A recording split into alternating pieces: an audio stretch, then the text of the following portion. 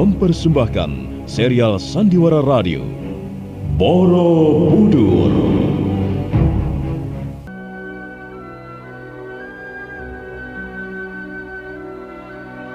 Di tanah Jawa, saat kerajaan Mataram kokoh berdiri, setindak demi setindak, perlahan namun pasti, berdiri dengan megah sebuah bangunan suci.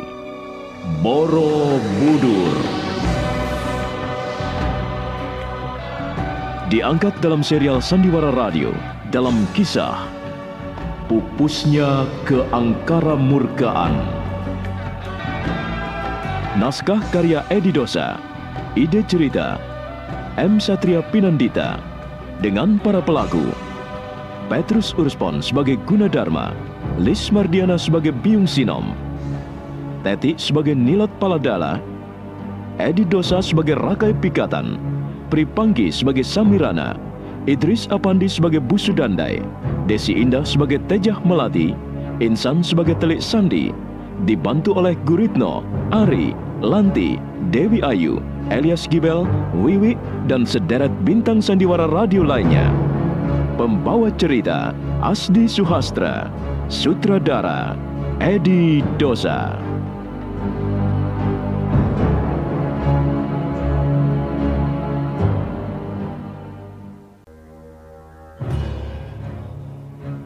Dewa Kinara terkejut ketika perempuan tua itu menyebut namanya Biung Sinom.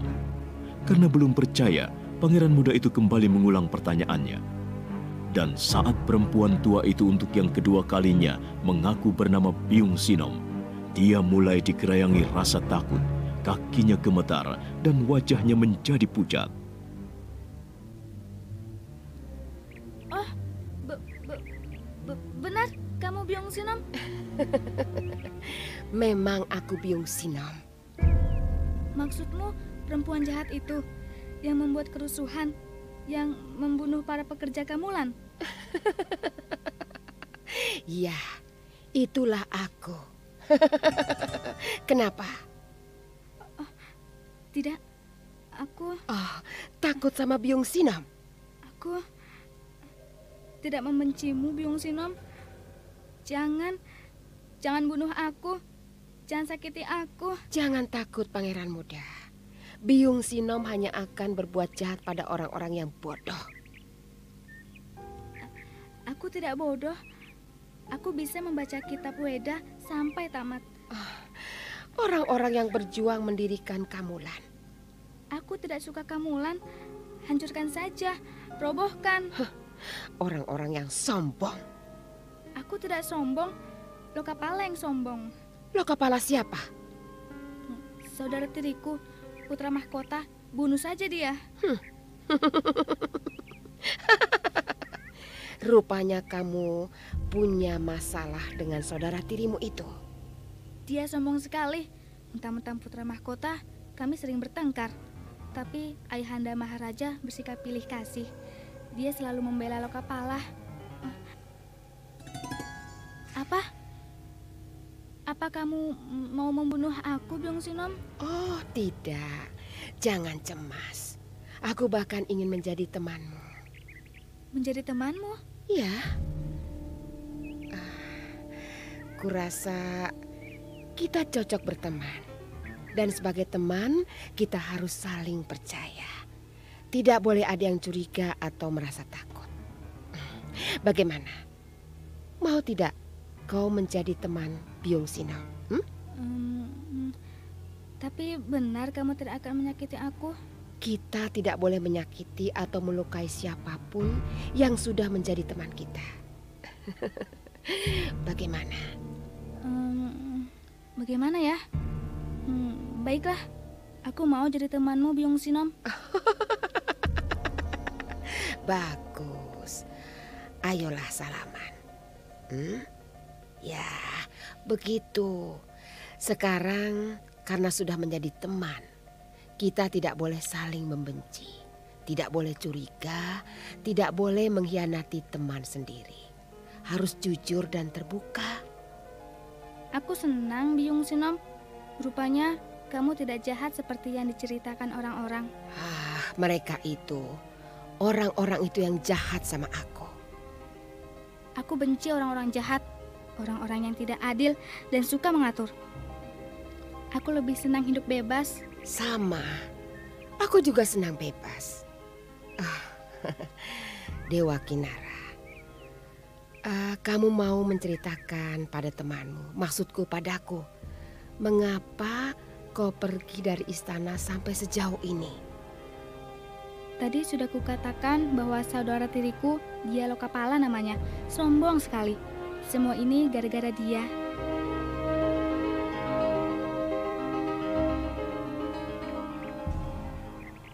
Begitulah Biyung Sinom. Aku mengharapkan dukungan dari Ayahanda, tapi dia malah membela Lokapala. Aku jadi kesal.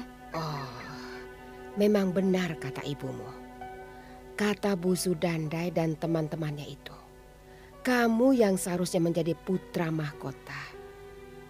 Jadi sebenarnya hakmu, milikmu dirampas Pramodawardhani, lalu diberikan pada anaknya. Sementara ayahmu tidak berani membela kamu, juga karena istri mudanya itu kan. Memang dia perempuan licik. Aku bisa lihat dari matanya. Dia benci sekali padaku. Ya tentu saja, karena kamu dianggap akan menjadi batu sandungan, menjadi rintangan anaknya menjadi maharaja. Ya, mungkin sudah menjadi nasibku. Biar sajalah aku menjadi pangeran jalanan. Tidak usah putus asa, Dewa Kinara. Habis mau bagaimana lagi? Tidak ada yang mau menolongku. Ada. Siapa? Bu Sudandai? Bukan. Bu Sudandai tidak becus apa-apa, kecuali menjilat kaki ayahmu. Lalu siapa? Ini, teman sendiri. Biyung Sinom yang akan menolongmu, Dewa Kinara. Kamu bisa? Lihat saja nanti. Biyung Sinom kalau sudah berteman, wah, dia akan membela mati-matian temannya itu. Tapi kamu harus benar-benar percaya padaku. Kita harus bicara soal ini. Dan jangan di sini bicaranya. Di mana? Di rumahku.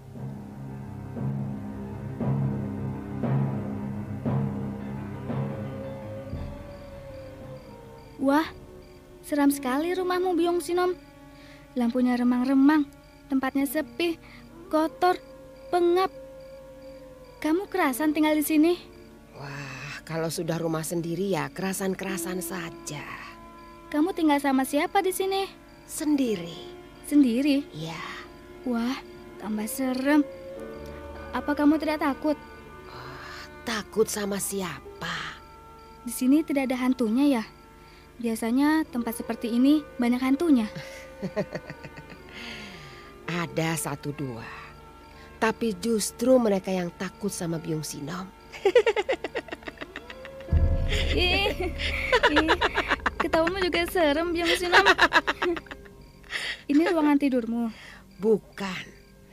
Aku biasa tidur di belakang sana. Kalau kamu mau tidur, ya boleh saja di situ. Coba lihat. Ada kasurnya. Lumayan daripada tidur di pinggir jalan. Wah, kasurnya banyak debu. Pasti tidak pernah dibersihkan. Lain dengan tempat tidurku di istana. Kasurnya empuk, bersih, lampunya terang. Ya tentu saja. Tempat tidur pangeran kan lain. Nah, kamu istirahat dulu. Aku mau bikin minuman di belakang ya.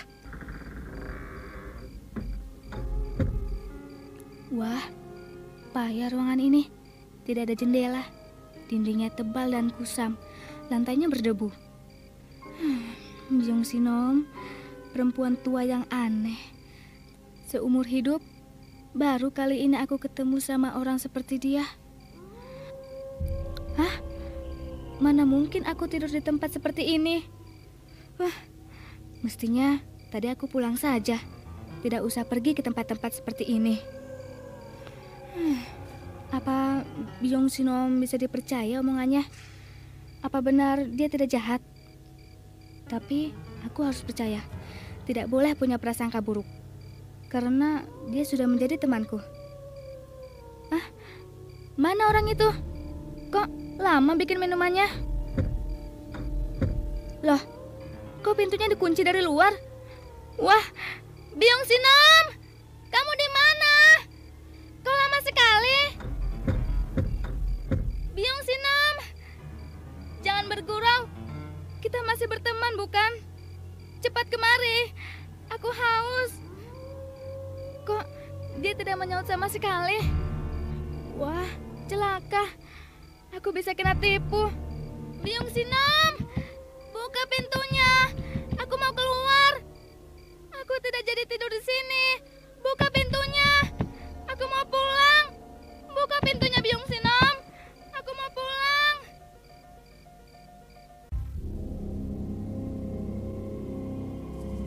Diah Pramodawardhani duduk sendirian di balai peranginan Kaputren Istana Mataram. Seorang dayang-dayang menyuguhkan secangkir minuman hangat, kemudian bergegas pergi. Diah Pramodawardhani mendesah. Pikirannya masih diselimuti persoalan Dewa Kinara, anak tirinya. Tiba-tiba matanya menangkap sebuah bayangan berkelebat di atas tembok Taman Sari. Buru-buru dia bangun, melompat dan mengejar bayangan itu. Mereka berkejaran di atas bubungan atap sebelum kemudian hinggap di pinggir lapangan rumput yang dikelilingi pohon-pohon rindang. Berani sekali kau masuk istana Kaputren tanpa izin. Apa kau seorang durjana? Apa kau punya niat mencuri barang-barang berharga? Ayo, balikkan punggungmu. Perlihatkan mukamu. Apakah kedatanganku mengganggu ketenanganmu, Pramodawardhani? Kau Rakewatan? Pantas tidak mengerti tata krama. Kau datang pasti bukan dengan maksud yang baik. Karena tidak melewati pintu depan, melainkan menyelinap seperti yang dilakukan kaum pencuri. Apa yang ingin kau curi dari istanaku, Rakewatan? Sombong kau, Pramodawardhani. Tengok mukamu di depan kaca dan tanyakan, siapa sebenarnya yang berlaku durjana?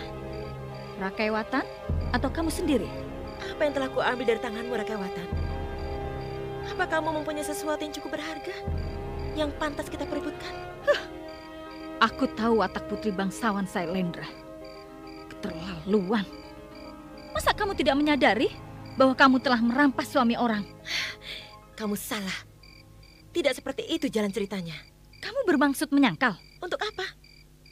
Apakah Rakewatan bagiku terlalu berharga hingga aku merasa perlu menyangkal tuduhanmu? Jangan bicara terlalu tinggi kalau kamu berada di tempat yang lebih rendah. Aku tidak pernah merebut suamimu. Rakai Pikatan yang mula-mula datang padaku. Aku putri seorang maharaja. Orang yang paling berkuasa di negeri Mataram. Aku bisa memperoleh apa saja yang kuinginkan. Dan hidupku tidak pernah kekurangan apapun. Kau kira aku percaya kata-katamu? Bukan Pramodawardhani namanya, kalau tidak pandai mencari alasan. Sudahlah, aku tidak akan lama di sini. Aku pun tidak punya waktu melayanimu. Baik, aku akan segera pergi setelah kau jawab pertanyaanku. Pramodawardhani, kau apakan anakku Dewa Kinara sehingga dia kabur dari rumah Busu Dandai? Oh, jadi anakmu kabur-kaburan? Aku malah baru tahu. Tapi memang cocok sekali watak yang berandalan. Jawab pertanyaanku itu. Memang bocah seperti Dewa Kinara pasti hanya akan menyusahkan orang tuanya. Pramodawardhani, kalau kamu bukan seorang pengecut, pasti akan menjawab pertanyaan itu. Oh, baik. Aku bukan pengecut. Akan ku jawab pertanyaanmu yang bodoh itu. Dewa Kinara telah berani menghina putra mahkota. Dia iri pada Lokapala. Dia menginginkan kedudukan yang tidak akan pernah dimilikinya. Dia telah diperlakukan tidak adil di istana ini. Dia pantas menerimanya. Kurang ajar kau, Pramodawardhani. Kau pikir aku takut karena kamu permaisuri? Ayo, pasang jurusmu. Kita bertarung. Aku sudah lama tidak bermain jurus. Tapi kalau itu yang kau inginkan, akan kulayani. Diah Pramodawardhani mengibaskan pakaian sutranya sambil mundur beberapa tindak. Rakai Watan malah sudah lebih dulu pasang kuda-kuda. Mereka berhadapan, saling menatap, saling mengancam, seperti dua ekor singa betina berebut jantan. Ya!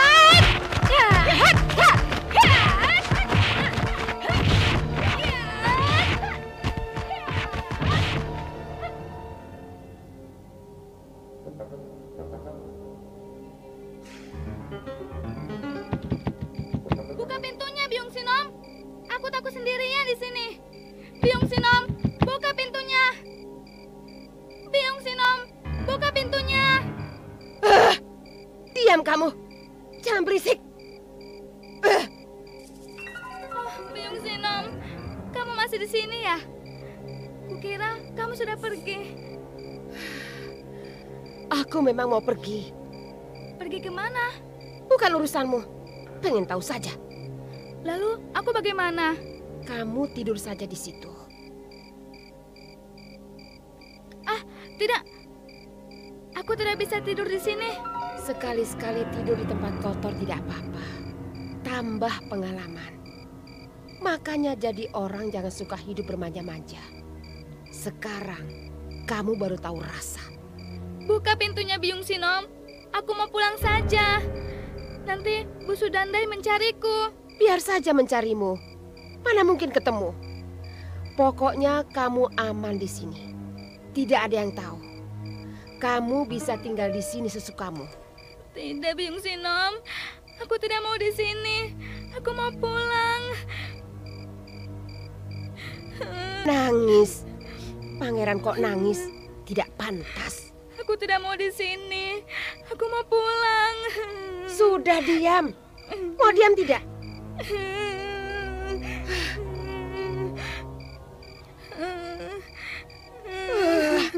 Aku tinggal pergi saja. Jangan pergi, Byung Sinom. Aku takut sendirian di sini. Jangan pergi. Buka pintunya, Byung Sinom. Buka pintunya.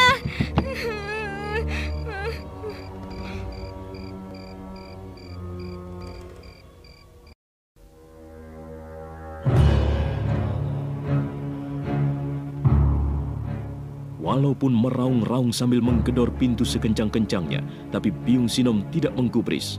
Akhirnya pangeran muda itu menangis terseduh-seduh di sudut kamar yang suram dan pengap. Semua ini salahku. Salahku sendiri.